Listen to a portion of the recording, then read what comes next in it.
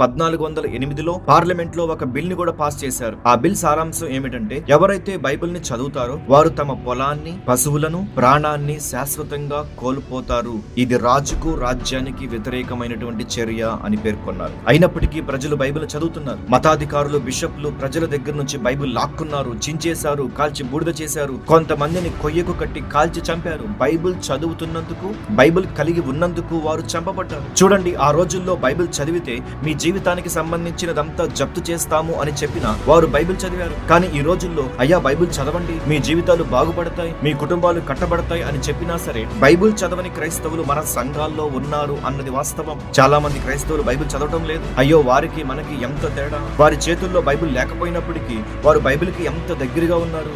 మన చేతుల్లో బైబిల్ ఉన్నప్పటికీ మనం బైబిల్కి ఎంత దూరం వెళ్ళిపోయాం ఆలోచించండి ఒకసారి.